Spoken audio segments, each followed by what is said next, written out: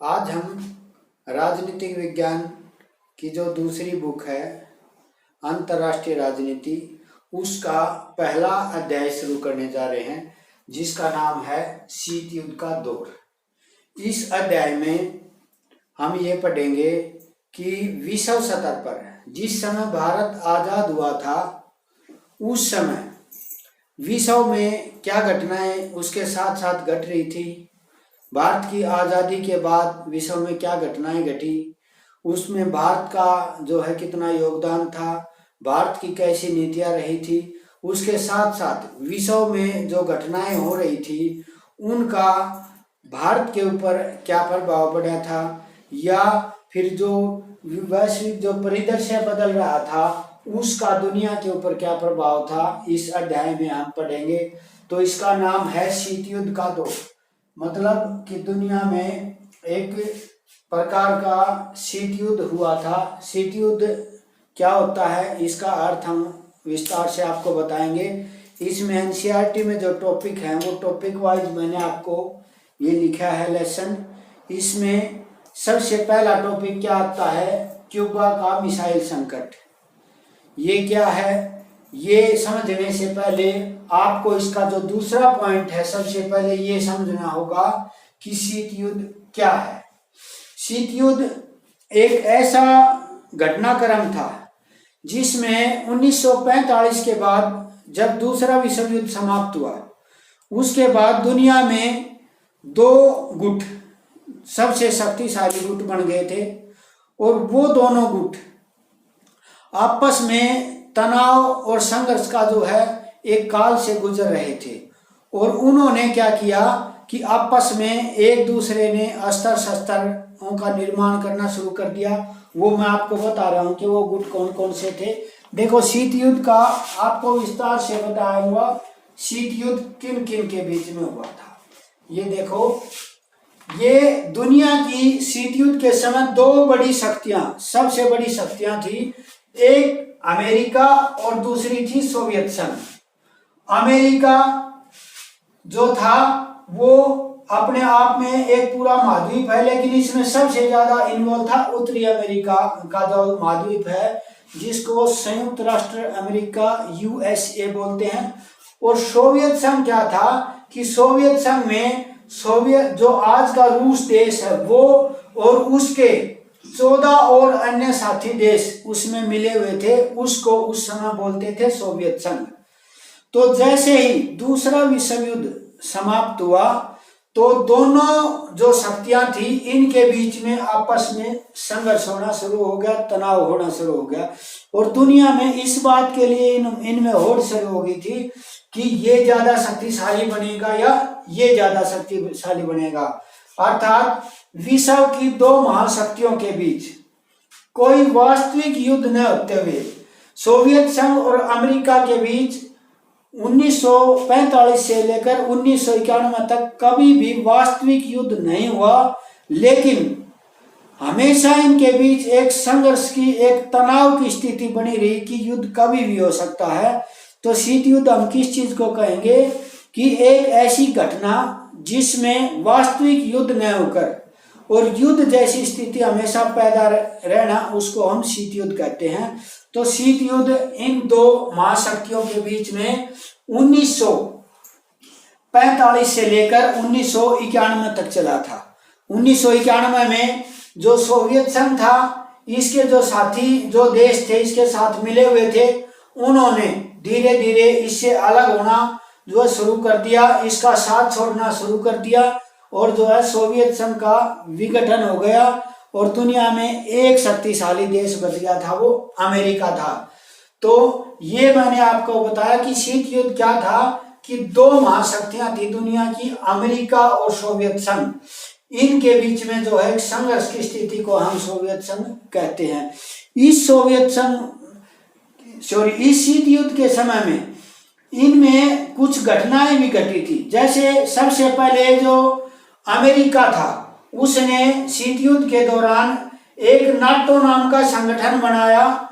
NATO जो है, ये देखो, इसमें जो दूसरा विश्व युद्ध हुआ था इसमें दो तरह के देश थे। एक मित्र राष्ट्र देश थे जिसमें अमेरिका, सोवियत संघ, ब्रिटेन और फ्रांस। अर्थात जब दूसरा विश्व युद्ध हो रहा था तो अमेरिका और सोवियत संघ मित्र थे दोनों। लेकिन जैसे ही ये दूसरा विश्व युद्ध समाप्त हुआ, इनमें अनबन होनी शुरू हो गई।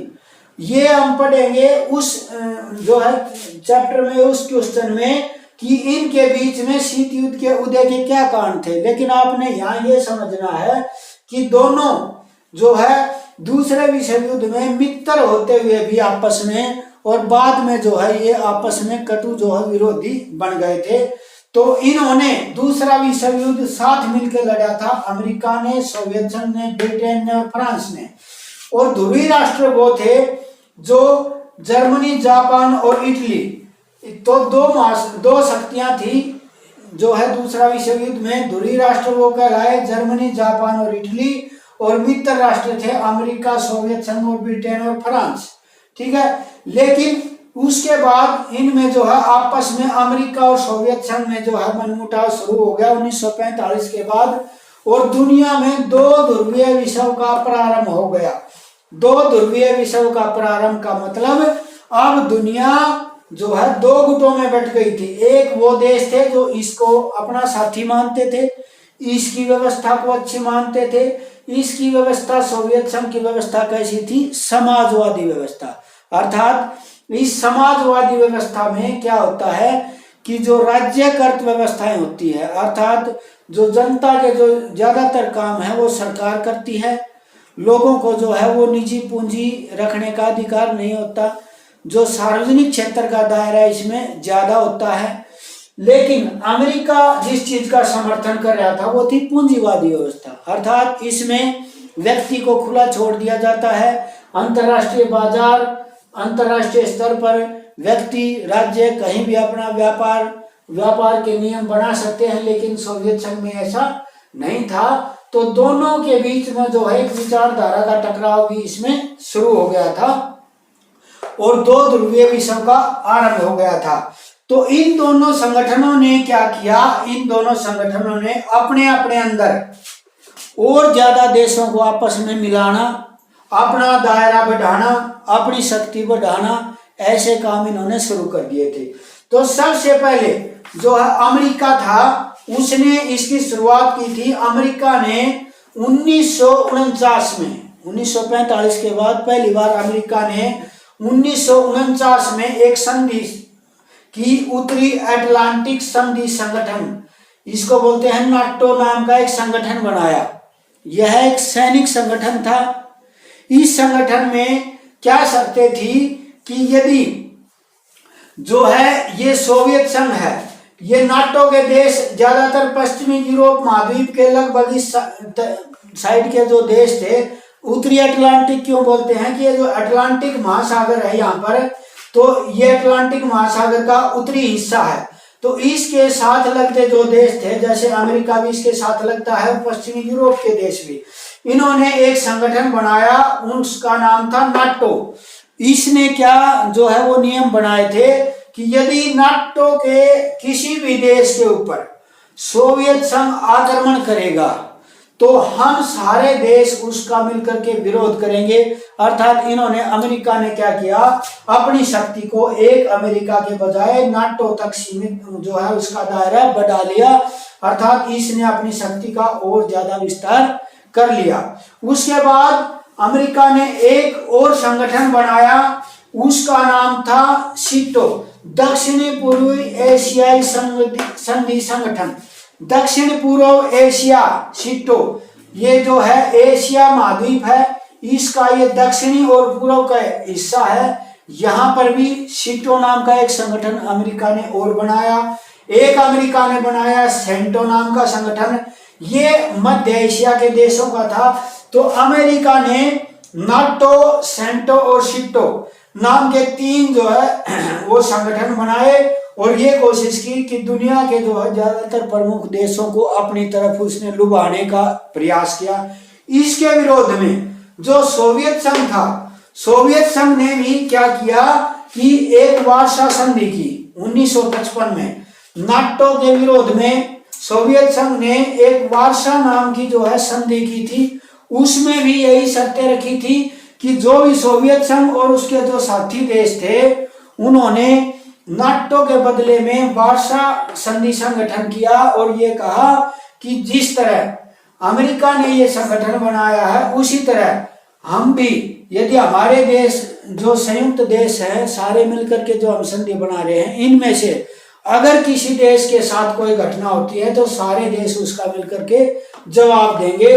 तो ये वार्सा संधि सोवियत संघ ने बनाई थी और ये संगठन मैंने बता दिए, अमेरिका का नाटो संगठन था, सीटो था दक्षिणी पूर्व एशियाई संधि संगठन, और सेंटो था केंद्रीय संधि संगठन। केंद्रीय का मतलब बीच का, एशिया के मध्य का जो एक संगठन था सेंटो। इसको बगदाद पैक्ट भी बोलते हैं क्योंकि ये बगदाद की राजधानी इराक जो है इसके बीच में पड़ते हैं, वहां पर ये बनाया था। तो स्टूडेंट, इस जो है वीडियो में मैंने आपको सिंपल बातें बताई हैं कि उसके बाद एक टॉपिक बचता है कि क्यूबा मिसाइल संकट क्या था, मैंने बताया था, मैं बाद में बताऊंगा। तो आपको समझ में आ गया, दो ये महाशक्तियां थी, इनके बीच में विवाद शुरू हो गया था। तो क्यूबा देखो यहाँ पर है, अमेरिका के बिल्कुल नजदीक एक छोटा सा द्वीपीय देश है क्यूबा।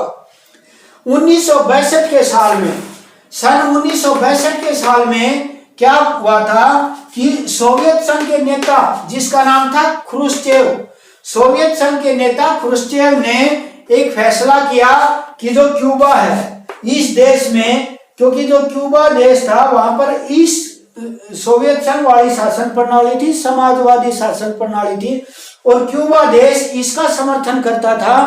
तो सोवियत संघ के नेता क्रुश्चेव ने यहाँ पर परमाणु मिसाइलें तैनात कर दी, परमाणु मिसाइलें तैनात कर दी। तो अमेरिका के लिए क्या संकट हो गया कि यदि कभी दोनों महाशक्तियों में युद्ध होता है तो अमेरिका की रेंज में जो है ये मिसाइलें पूरे अमेरिका को जो है तबाह कर सकती थी। परमाणु मिसाइलें इसकी जो है इसकी रेंज में ये आ गया था। तो अमेरिका को वास्तव में पहली बार सबसे ज्यादा भय लगा कि यदि कोई घटना होती है तो जो परमाणु जो लैस मिसाइलें हैं वो अमेरिका को तबाह कर देंगी। तो अमेरिका के जो राष्ट्रपति थे जॉन एफ कैनेडी, अमेरिका के उस समय 1962 में राष्ट्रपति थे जॉन एफ कैनेडी, उन्होंने जो है क्या किया कि अपने जो सैनिक जो बेड़े हैं वो भेजे और ये कहा कि क्यूबा की तरफ, क्योंकि जो भी पानी के जो जहाजों के द्वारा जो मिसाइलें आ रही थी उसने अपने जो है वो सैनिकों के बेड़े भेज करके और उन मिसाइलों को रोकने का काम किया, अर्थात क्यूबा देश के चारों तरफ एक सर्कल बना दिया कि जितनी मिसाइलें आ चुकी हैं और ज्यादा मिसाइलें हम नहीं आने देंगे। तो उसके बाद दुनिया में पहली बार ऐसा लगा कि दोनों महाशक्तियों के बीच में अब युद्ध होएगा, और यदि ये तीसरा विश्व युद्ध हुआ तो शायद दुनिया में बहुत ज्यादा जो है अक्षति हो सकती है। क्यों? क्योंकि जो पहला दूसरा विश्व युद्ध था उसमें जो जापान देश है उसके 2 शहरों पर अमेरिका ने जो परमाणु बम गिराए थे उसमें बहुत ज्यादा जो है जनहानि और माल हानि हुई थी। उसके बाद ये लगने लगा था कि दुनिया में यदि कभी भी तीसरा विश्व युद्ध होगा और यदि परमाणु का प्रयोग उसमें हुआ तो शायद वो देश भी ना बचे जो दूसरे पर हमला करने वाला है। तो इस तरह से ये जो है क्यूबा मिसाइल संकट की घटना शीत युद्ध की सबसे खतरनाक घटना मानी जाती थी। लेकिन बाद में धीरे धीरे दोनों तरफ के नेताओं को ये लगा कि ये तीसरे विश्व युद्ध की तरफ जा रहा है, इससे जो है न अमेरिका को फायदा होने वाला था न सोवियत संघ को। धीरे धीरे सोवियत संघ ने जो उसके जो वो बेड़े आ रहे थे जो परमाणु मिसाइलें वाले, उनकी या तो धीमी गति कर दी और धीरे धीरे उनको वापस से ले जाना शुरू कर दिया और दुनिया जो है इस संकट से बच गई। तो स्टूडेंट, मैंने आपको ये बताया है शीत युद्ध का दौर क्या था, शीत युद्ध क्या था, दुनिया में 2 ध्रुवीय विश्व व्यवस्था का प्रारंभ होगा और क्यूबा मिसाइल संकट क्या था। ये 3 टॉपिक मैंने इसमें आपको बताए हैं। इस लेसन की एक और वीडियो जो है बनेगी आपकी, उसमें एनसीईआरटी में जो इसका अगला पार्ट है वो मैं आपको समझाऊंगा। आपने बड़े ध्यान से इन चीजों को समझना है। अगर समझ नहीं आए वीडियो को बार बार देखिए। 100% आपको NCERT बेस है, इससे बाहर कुछ सिलेबस में नहीं आता। 2 वीडियो में आपको जो है मैं ये पूरी बुक समझा दूंगा, उसके बाद आपके लिए जो है क्वेश्चन आंसर कराऊंगा। धन्यवाद।